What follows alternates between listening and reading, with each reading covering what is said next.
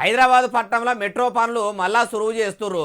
మళ్ళీ ముఖ్యమంత్రి Revanth sir metro train ప్రయాణము ఇంకా పెంచేందుకు ఖర్చు ఎంత అవుతుంది ఏం కథ పైకమైతే సరిపోతుందో లేదో లెక్కలతో సహా మొత్తము ఫైళ్లు తయారు చేసి నా ముంగడ పెట్టాలని ఆఫీసర్లకు ఆర్డర్ వేసిండట.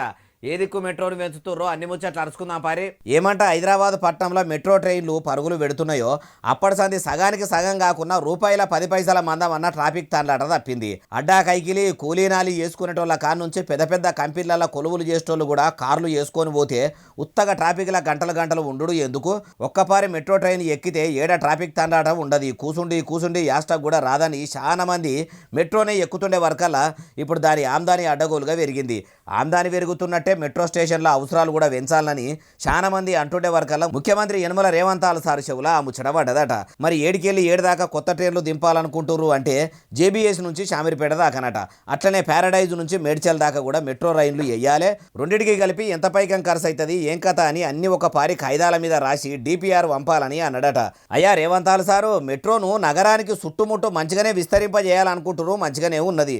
ఈ పనులు ఎంత బిరాన ముంగట చేసుకుంటురో మీరు ఇస్తామన్న పథకాల పనులు కూడా ముంగట చేసుకుంటే మీకే మంచిది. లేకుంటే మీరు ఎప్పుడు తెలంగాణలో సర్పంచ్ ఎన్నికలు పెడతారో అప్పుడు స్థానిక ఎన్నికల్లో మీ షెయి సర్కారు మీద ప్రజలకు ఎంత వ్యతిరేకత ఉందో తెలిసిపోతుంది అంటున్నారు ఈ ముచ్చటిన్నోళ్ళు.